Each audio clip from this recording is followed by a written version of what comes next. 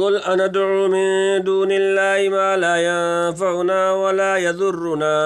ونرد على أعقابنا بعد إذ هدانا الله كالذي استهوته الشياطين في الأرض حيران له أصحاب يدعونه إلى الهدى ائتنا قل إن هدى الله هو الهدى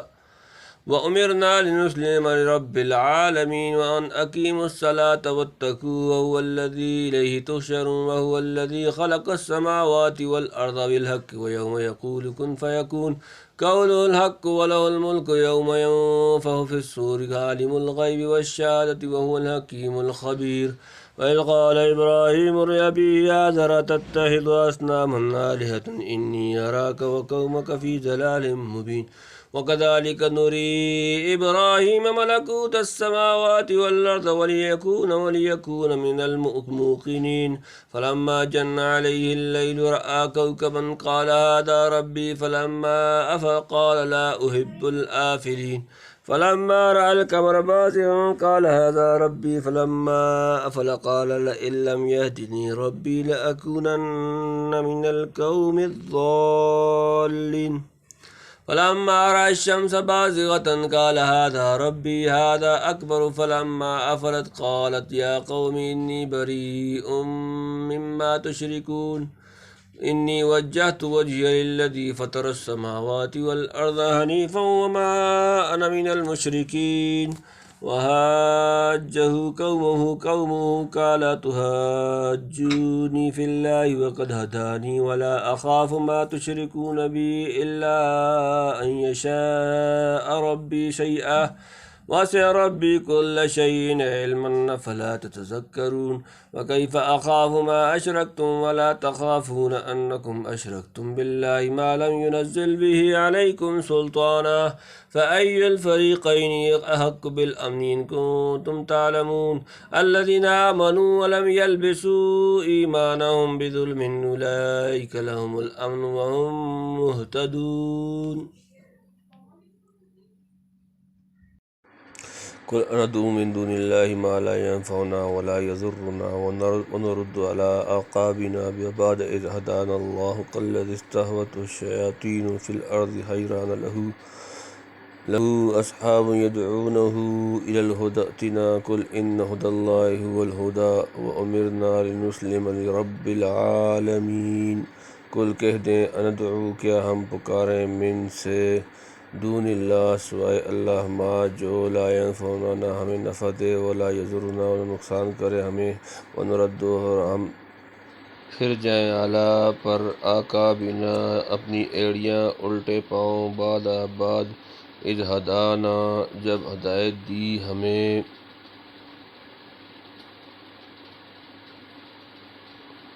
اللہ کالذی اس کی طرح جو استہوت ہو بلا دیا اس کو الشیاطین شیطان فی میں الارض زمین جنگل حیران لہو اس کے اصحاب ساتھی یدعونہ بلاتے ہوں اس کو الی طرف الہدی ہدایت ایتنا ہمارے پاس قل کہہ دیں ان بے شک ہدا ہدایت اللہ ہوا وہ الہدی ہدایت وَأُمِرْنَا اور حکم دیا گیا ہمیں لنسلم کے فرمانبردار رہیں لربی پروردگار کے لیے العالمین تمام جہاں تو کہہ دے کیا ہم پکاریں اللہ کے سوا ان کو جو نفع پہنچا سکیں ہم کو اور نہ نقصان اور کیا پھر جائیں ہم الٹے پاؤں اس کے بعد کہ اللہ سیدھی راہ دکھا چکا ہم کو مثل اس شخص کے کہ راستہ بھلا دیا ہو اس کو جنہوں نے جنگل میں جب کہ وہ حیران ہے اس کے رفیق بلاتے ہیں اس کو راستہ کی طرف کہ چلا آ ہمارے پاس تو کہہ دے کہ اللہ نے جو راہ بتائی وہی سیدھی راہ ہے اور ہم کو حکم ہوا ہے کہ تابع رہیں پروردگار عالم کے یعنی مسلمانوں کی شان یہ ہے کہ گمراہوں کو نصیحت کر کے سیدھی راہ پر لائے اور جو خدا سے بھاگ کر غیر اللہ کی چوکھٹ پر سر رکھے ہوئے ہیں ان کو خدا واحد کے سامنے سر مسجود کرنے کی فکر کرے اس سے یہ توقع رکھنا فضول ہے کہ وہ خدا کے سوا کسی ایسی ہستی کے آگے سر جھکائے گا جس کے قبضے میں نہ نفع ہے نہ نقصان کیا اہل باطل کی صحبت میں رہ کر توحید و ایمان کی صاف سڑک چھوڑ دے گا اور شرک کی بھول بھلیوں کی طرف الٹے پاؤں پھرے گا؟ اگر معاذ اللہ ایسا ہو تو اس کی مثال اس مسافر کی سی ہوگی جو اپنی راہ جاننے والا رفقا کے ساتھ جنگل میں سفر کر رہا تھا کہ ناگاہ گول بیابانی خبیث جنات نے اسے بہکا کر راستے سے الگ کر دیا۔ وہ چاروں طرف بھٹکتا پھرتا ہے اور اس کے رفقا عذرائے خیر خواہی اسے آوازیں دے رہے ہیں کہ ادھر آؤ، راستہ اس طرف ہے، مگر وہ حیران و محبوط والخواص ہو کر نہ کچھ سمجھتا ہے اور نہ ادھر آتا ہے۔ اسی طرح سمجھ لو کہ مسافر آخرت کے لیے سیدھی راہ اسلام و توحید کی ہے، اور جن کی رفاقت اور معیت میں یہ سفر طے ہوتا ہے وہ پیغمبر اور اس کے متبعین ہیں۔ جب یہ بدبخت شیاطین و مضلین کے پنجے میں پھنس کر صحرائے ضلالت میں بھٹکتا پھرتا ہے، اس کے ہادی اور رفقا عذرائے ہمدردی جادہ حق کی طرف بلا رہے ہیں، مگر یہ نہ کچھ سنتا ہے نہ سمجھتا ہے۔ تو اے گروہ اسرار، کیا تمہاری یہ غرض ہے کہ ہم اپنی ایسی مثالیں بنا لیں؟ یہ آیت ان مشرکین کے جواب میں اتری ہے جنہوں نے مسلمانوں سے ترک اسلام کی درخواست کی تھی۔ ہم سے یہ امید مت رکھو کہ اسے چھوڑ کر ہم شیطان کی بتلائی ہوئی راہوں پر چلیں گے۔ وَأَنْ أَقِیمُوا الصَّلَاةَ وَاتَّقُوهُ وَهُوَ الَّذِی إِلَیْہِ تُحْشَرُونَ۔ وَأَنْ اور یہ کہ اقیموا قائم کرو الصلاۃ نماز، واتقوہ اور اس سے ڈرو، وہو اور وہی الذی وہ جس کی الیہ اس کی طرف تحشرون تم اکٹھے کیے جاؤ گے۔ اور یہ کہ قائم رکھو نماز کو اور ڈرتے رہو اللہ سے، اور وہی ہے جس کے سامنے تم سب اکٹھے ہوگے۔ وَهُوَ الَّذِي خَلَقَ السَّمَاوَاتِ وَالْأَرْضَ بِالْحَقِّ وَيَوْمَ يَقُولُ كُن فَيَكُونُ قَوْلُهُ الْحَقُّ وَلَهُ الْمُلْكُ يَوْمَ يُنفَخُ فِي الصُّورِ عَالِمُ الْغَیْبِ وَالشَّہَادَةِ وَهُوَ الْحَکِیمُ الْخَبِیرُ۔ اور ہوا وہی الذی وہ جو جس خلق پیدا کیا السماوات آسمان جمع والارض اور زمین بالحق کی ٹھیک طور پر، ویوم اور جس دن یقول کہے گا وہ کن ہو جا فیکون تو وہ ہو جائے گا، قولہ اس کی بات الحق کو سچی، ولہ اور اس کا الملک ملک، یوم جس دن ینفخ پھونکا جائے گا فی الصور عالم جاننے والا الغیب غیب والشہادت اور ظاہر، وہو اور وہی الحکیم حکمت والا الخبیر خبر رکھنے والا، اور وہی ہے جس دن نے پیدا کیا آسمانوں اور زمین کو ٹھیک طور پر، اور جس دن کہے گا ہو جا تو وہ ہو جائے گا، اس کی بات سچی اور اس کی سلطنت ہے، جس دن پھونکا جائے گا سور جاننے والا چھپی اور کھلی باتوں کا، اور وہی ہے حکمت والا جاننے والا۔ یعنی حشر ہو جا، یعنی اس روز ظاہری اور مجازی طور پر بھی خدا کے سوا کسی کی سلطنت نہ رہے گی۔ لمن الملک اليوم للہ الواحد القہار، سورۃ نمبر 40 سورہ غافر آیت نمبر 16۔ جو خدا یہ صفات رکھتا ہے جن کا ذکر ان 2-3 آیات میں ہوا، وہ یہ اس لائق کہ ہم اس کے تابع فرما ہوں، اس کے سامنے انتہائی عبودیت اختیار کریں اور ہر آن اس سے ڈرتے رہیں۔ اسی کا ہم کو حکم ہوا ہے جس سے ہم کسی حال منہ نہیں موڑ سکتے۔ وَإِذْ قَالَ إِبْرَاهِيمُ لِأَبِيهِ آزَرَ أَتَتَّخِذُ أَصْنَامًا آلِهَةً إِنِّی أَرَاکَ وَقَوْمَکَ فِی ضَلَالٍ مُبِینٍ۔ وَإِذْ اور جب قال کہا ابراہیم لِأَبِیہِ اپنے باپ کو، آزر أَتَتَّخِذُ کیا تو بناتا ہے، أَصْنَامًا بت جمع آلِهَةً معبود، انی بے شک میں اراکا تجھے دیکھتا ہوں، کو قومک اور تیری قوم فی ضلال گمراہی مبین کھلی۔ اور یاد کر جب کہا ابراہیم نے اپنے باپ آزر کو، تو کیا مانتا ہے بتوں کو خدا میں دیکھتا ہے کہ تو اور تیری قوم سری گمراہ ہیں۔ گزشتہ آیات میں جو توحید کا اثبات، شرک کی نفی اور مسلمانوں کے ارتداد سے مایوس کیا گیا تھا، یہاں مواخذ اعظم حضرت ابراہیم کے واقعہ سے اسی کی تاکید مقصود ہے، اور ضمناً مسلمانوں کو یہ بھی سمجھانا ہے کہ مکذبین و معاندین کو کس طرح نصیحت و فرمائش کی جائے، کس طرح ان سے علیحدگی اور بیزاری کا اظہار ہونا چاہیے، اور کس طرح ایک مومن قانت کو خدا پر اور صرف خدا پر بھروسہ رکھنا، اسی سے ڈرنا اور اس کا تابع فرما ہونا چاہیے۔ علماء انصاف نے حضرت ابراہیم کے باپ کا نام طارق رکھا ہے۔ ممکن ہے طارق نام اور آزر لقب ہو۔ ابن کثیر نے مجاہد وغیرہ سے نقل کیا ہے کہ آزر بت کا نام تھا، شاید اس بت کی خدمت میں زیادہ رہنے سے خود ان کا لقب آزر پڑ گیا ہو، واللہ عالم۔ اس سے زیادہ صریح و صاف گمراہی کیا ہوگی کہ اکرم المخلوقات انسان اپنے ہاتھ سے تراشے پتھروں کو خدائی کا درجہ دے کر ان کے سامنے سر بسجود ہو جائے اور انہی سے مرادیں مانگنے لگے۔ وكذلك نري إبراهيم ملكوت السماوات والأرض وليكون من الموقنين وكذلك اور اسی طرح نوری ہم دکھانے لگے ابراہیم ملکوت بادشاہی السماواتی آسمانوں جمع والارض اور زمین ولیکون اور تاکہ ہو جائے وہ من سے الموقنین یقین کرنے والے اور اسی طرح ہم دکھانے لگے ابراہیم کو جائے بات آسمانوں اور زمین کے ہو تاکہ اس کو یقین آ جاوے، یعنی جس طرح بت پرستی کی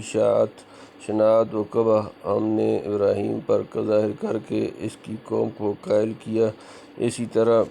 علویات و سفلیات کی نہایت محکم اور عجیب و غریب نظام ترکیبی کی گہرائیوں پر بھی اس کو مطلع کر دیا تاکہ اسے دیکھ کر اللہ تعالیٰ کے وجود وحدانیت وغیرہ پر اور تمام مخلوقات سماوی و ارضی کے محکومانہ عجز و بیچارگی پر استدلال اور اپنی قوم کے عقیدے کواکب پرستی و ہیاکل سازی کو علی وجہ البصیرہ رد کر سکے اور خود بھی حق الیقین کے اعلیٰ مرتبے پر فائز ہو۔ بلا شبہ عالم کا یہ اکمل و احکم اور بہترین نظم و نسق کی ایسی چیز ہے جسے دیکھ کر بداہت اقرار کرنا پڑتا ہے کہ اس عظیم الشان مشین کا بنانے اور چلانے والا، اس کے پرزوں کو نہایت مضبوط ترتیب و سلیقہ سے جوڑنے والا اور ہزاروں لاکھوں برس سے ایک ہی انداز پر اس کی حفاظت کرنے والا بڑا زبردست حکیم و قدیر صانع ہے، جس کے حکیمانہ تصرف اور نفوذ و اقتدار سے مشین کا کوئی چھوٹا بڑا پرزہ باہر نہیں جا سکتا۔ یہ کام یوں ہی بخت و اتفاق یا بے شعور تدبیر یا اندھے بہرے مادے سے نہیں ہو سکتا۔ یورپ کا مشہور معروف حکیم نیوٹن کہتا ہے کہ کواکب کی حرکات حالیہ ممکن نہیں کہ محض عام قوت جاذبہ کے فعل کا نتیجہ ہوں۔ یہ قوت جاذبہ تو کواکب کو شمس کی طرف دھکیلتی ہے، اس لیے کواکب کو سورج کے گرد حرکت دینے والا ضروری ہے کہ خدائی ہاتھ ہو جو باوجود قوت جاذبہ کی عام کشش کے ان کو اپنے مدارات پر قائم رکھ سکے۔ کوئی سبب طبعی ایسا نہیں بتلایا جا سکتا جس نے تمام کواکب کو کھلی فضا میں جکڑ بند کر دیا ہے کہ وہ سب سورج کے گرد چکر لگاتے وقت ہمیشہ معین مدارات پر اور ایک خاص جہت ہی میں حرکت کریں جس میں کبھی تخلف نہ ہو۔ پھر کواکب کی حرکات اور درجات سرعت میں ان کی اور سورج کے درمیانی مسافت کو ملحوظ رکھتے ہوئے جو دقیق تناسب اور عمیق توازن قائم رکھا گیا ہے، کوئی سبب طبعی نہیں جس سے ہم ان منظم و محفوظ نظامین کو وابستہ کر سکیں۔ ناچار اقرار کرنا پڑتا ہے سارا نظام کسی ایسے زبردست حکیم و علیم کے ماتحت ہے جو ان تمام اجرام سماویہ کے مواد اور ان کی کمیات سے پورا واقف ہے۔ وہ جانتا ہے کہ کس مادے کے کس قدر مقدار سے کتنی قوت جاذبہ صادر ہوگی۔ اسی نے اپنے زبردست اندازے سے کواکب اور شمس کے درمیان مختلف مسافتیں اور حرکت کے مختلف مدارج مقرر کیے ہیں کہ ایک کا دوسرے سے تصادم و تزاحم نہ ہو اور عالم ٹکرا کر تباہ نہ ہو جائے۔ ہر چھوٹا بڑا سیارہ نہایت مضبوط نظام کے ماتحت معین وقت پر طلوع و غروب ہوتا ہے۔ جب کوئی سیارہ غروب ہو کر دنیا کو اپنے اس فیض و تاثیر سے محروم کر دے جو طلوع کے وقت حاصل تھا، تو نہ اس ستارے کی اور نہ کسی مخلوق کی قدرت میں ہے کہ ایک منٹ کے لیے اسے واپس لے آئے یا غروب سے روک دے۔ یہ رب العالمین ہی کی شان ہے کہ کسی وقت بھی کسی قسم کے اضافے سے عاجز نہیں۔ والشمس تجری لمستقر لہا ذلک تقدیر العزیز العلیم۔ آیت نمبر 38 والقمر قدرناہ منازل حتی عاد کالعرجون القدیم۔ آیت نمبر 39 لا الشمس ينبغي لها ان تدرك القمر ولا الليل سابق النهار وكل في فلك يسبحون۔ آیت نمبر 40 آیت نمبر 36 سورہ یاسین 38-39-40۔ یہ علویات کا حال ہے تو سفلیات کا اسی سے اندازہ کر لو۔ یہی تکوینی عجائب اور ملکوت السماوات والارض ہیں جن کے دیکھنے سے ابراہیم لا يحب الآفلین۔ سورہ نمبر 6 انعام آیت نمبر 76 اور انی وجہت وجہی للذی فطر السماوات والارض حنیفا وما انا من المشرکین۔ سورہ نمبر 6 سورہ انعام آیت نمبر 79۔ بے ساختہ جاری ہو گئے جو اگلی آیات میں مذکور ہے۔ کما تدل علی الافعی فی قولہ تعالی فلما جن علیہ اللیل رأى کوکبا قال ھذا ربی فلما افل قال لا احب الآفلین۔ سورہ نمبر 6 سورہ الانعام آیت نمبر 76۔ فلما جن علیہ اللیل رأى کوكبا قال هذا ربی فلما أفل قال لا أحب الآفلین۔ فلما پھر جب جنہ اندھیرا کر لیا علیہ اس پر اللیل رات رأى اس نے دیکھا کوكبا ایک ستارہ قال اس نے کہا هذا یہ ربی میرا رب۔ فلما پھر جب افل غائب ہو گیا قال اس نے کہا لا نہیں احب میں دوست رکھتا الآفلین غائب ہونے والے۔ پھر جب اندھیرا کر لیا اس پر رات میں دیکھا اس نے ایک ستارہ بولا یہ ہے رب میرا۔ پھر جب وہ غائب ہو گئے تو بولا میں پسند نہیں کرتا غائب ہونے والوں کو کہ انہیں اپنا رب بنا لوں۔ کیا ایک مجبور قیدی اور بیگاری کو شہنشاہی کے تخت پر بٹھلانا کوئی پسند کر سکتا ہے؟ باقی ابراہیم کا ہادہ ربی کہنا یا تو استفہام انکاری کے لہجے میں ہے یعنی کیا یہ ہے رب میرا، اور یا بطریق تحکم و تبکیت ہے یعنی یہ ہے رب میرا تمہارے عقیدہ اور گمان کے موافق جیسا موسیٰ نے فرمایا وانظر الی الہک الذی ظلت علیہ عاکفا۔ سورۃ نمبر 20 سورۃ طٰہٰ آیت نمبر 97۔ ای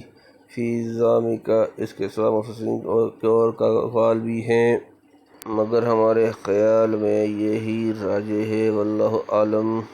فلما رأى القمر بازغا قال هذا ربي فلما أفل قال لئن لم يهدني ربي لأكونن من القوم الضالين۔ فلما پھر جب رأى دیکھا القمر چاند بازغا چمکتا ہوا قال بولے هذا یہ ربی میرا رب۔ فلما پھر جب افل غائب ہو گیا قال کہا لئن اگر لم یہدنی نہ ہدایت دے مجھے ربی میرا رب لأکونن تو میں ہو جاؤں من سے القوم قوم لوگ الضالین بھٹکنے والے۔ پھر جب دیکھا چاند چمکتا ہوا بولا یہ ہے رب میرا۔ پھر جب غائب ہو گیا بولا اگر نہ ہدایت کرے گا مجھ کو رب میرا تو بے شک میں رہوں گا گمراہ لوگوں میں۔ فلما چاند چونکہ بہت حسین و چمکدار سیارہ ہے اگر خدا دستگیر نہ فرمائے تو بے شک انسان اس کی چمک دمک پر مفتون ہو کر رہ جائے۔ فلما رأى الشمس بازغة قال هذا ربي هذا أكبر۔ فلما أفلت قال يا قوم إني بريء مما تشركون۔ فلما پھر جب رأى اس نے دیکھا شمس سورج بازغة جگمگاتا ہوا قال بولے هذا یہ ربی میرا رب هذا یہ اکبر سب سے بڑا۔ فلما پھر جب افلت وہ غائب ہو گیا قال کہا یا قوم اے میری قوم انی بے شک میں بریء بیزار مما اس سے جو تشرکون تم شرک کرتے ہو۔ پھر جب دیکھا سورج جھلکتا ہوا بولا یہ ہے میرا رب یہ ہے رب میرا سب سے بڑا ہے۔ پھر جب غائب ہو گیا بولا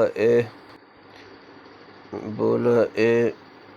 میری قوم میں بیزار ہوں ان سے جن کو تم شریک کرتے ہو، یعنی نظام فلکی میں سب سے بڑا اور سب سے زیادہ فیض رساں سیارہ ہے۔ شاید عالم مادی کی کوئی چیز اس کے بلا واسطہ یا بالواسطہ فیض تأثر سے مستغنی ہو، یہ تو سب خدا کے مزدور ہیں جو وقت معین پر آتے ہیں اور چلے جاتے ہیں، ایک منٹ کی تقدیم و تاخیر پر قادر نہیں۔ پھر ان کو خدائی کے حقوق میں شریک کرنا کس قدر گستاخی اور قابل نفرت فعل ہے۔ انی وجہت وجہی للذی فطر السماوات والارض حنیفا وما انا من المشرکین۔ انی بے شک میں وجہت میں نے منہ موڑ لیا وجہی اپنا منہ للذی اس کی طرف جس فطر بنائے السماوات آسمان والارض اور زمین حنیفاً یک ہو کر وما انا اور نہیں میں من سے المشرکین شرک کرنے والے۔ میں نے متوجہ کر لیا اپنے منہ کو اس کی طرف جس نے بنائے آسمان اور زمین سب سے یکسو ہو کر، اور میں نہیں ہوں شرک کرنے والا، یعنی ساری مخلوق سے یکسو ہو کر صرف خالق کے جل وعلا کا دروازہ پکڑ لیا ہے جس کے قبضہ اقتدار میں سب علیات و سفلیات ہیں۔ وحاجہ قومہ قال تحاجونی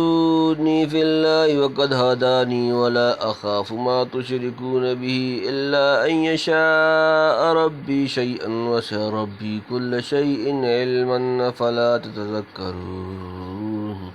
وحاجہ اور اس سے جھگڑا کیا قومہ اس کی قوم قال اس نے کہا تحاجونی کیا تم مجھ سے جھگڑتے ہو فی میں اللہ وا اور قد ہدانی اس نے مجھے ہدایت دے دی ہے وا اور لا اخاف نہیں ڈرتا میں ما تشرکون جو تم شریک کرتے ہو بھی اس کا الا مگر ان یہ کہ یہ چاہے ربی میرا رب شیئن کچھ بس احاطہ کر لیا ربی میرا رب کل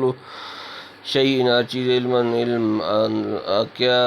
کیا فلا تتذکرون سو تم نہیں سوچتے۔ اور اس سے جھگڑا کیا اس کی قوم نے، بولا کیا تم مجھ سے جھگڑا کرتے ہو اللہ کے ایک ہونے میں، اور وہ مجھ کو سمجھا چکا، اور میں ڈرتا نہیں ہوں ان سے جن کو تم شریک کرتے ہو اس کا، مگر میرا رب ہی کوئی تکلیف پہنچانی چاہے۔ احاطہ کر لیا ہے میرے رب کے علم نے سب چیزوں کا، کیا تم نہیں سوچتے؟ یعنی اس کو جس کو خدا سمجھا چکا اور ملکوت السماوات والارض کی علی وجہ البصیرہ سیر کرا چکا، کیا اس سے یہ امید رکھتے ہو کہ وہ تمہارے جھگڑنے اور بیہودہ جدل و بحث کرنے سے بہک جائے گا؟ کبھی نہیں۔ حضرت ابراہیم کی قوم کہتی تھی کہ تم جو ہمارے معبودوں کی توہین کرتے ہو ڈرتے رہو کہیں اس کے وبال میں تم معاذ اللہ مجنون اور پاگل نہ بن جاؤ یا کسی اور مصیبت میں گرفتار ہو جاؤ۔ اس کا جواب دیا کہ میں ان سے کیا ڈروں گا جن کے ہاتھ میں نفع نقصان اور تکلیف و راحت کچھ بھی نہیں۔ ہاں میرا پروردگار کوئی تکلیف پہنچانا چاہے تو اس سے دنیا میں کون مستثنیٰ ہے؟ وہی اپنے علم محیط سے جانتا ہے کہ کس شخص کو کن حالات میں رکھنا مناسب ہوگا۔ وَكَيْفَ أَخَافُ مَا أَشْرَكْتُمْ وَلَا تَخَافُونَ أَنَّكُمْ أَشْرَكْتُمْ بِاللَّهِ مَا لَمْ يُنَزِّلْ بِهِ عَلَيْكُمْ سُلْطَانًا فَأَيُّ الْفَرِيقَيْنِ أَحَقُّ بِالْأَمْنِ إِن كُنتُمْ تَعْلَمُونَ۔ وَكَيْفَ اور کیوں کر أَخَافُ میں ڈروں مَا أَشْرَكْتُمْ ہو تم شریک کرتے ہو تمہارے شریک، وَلَا تَخَافُونَ ہو تم نہیں ڈرتے، أَنَّكُمْ کہ تم أَشْرَكْتُمْ شریک کرتے ہو بِاللَّهِ اللہ کا، ما جو لم ينزل نہیں اتاری بھی اس کی علیکم تم پر سلطان کوئی دلیل، فَأَيُّ سو کون الفریقین دونوں فریق حق زیادہ حقدار بالامن امن کا، ان اگر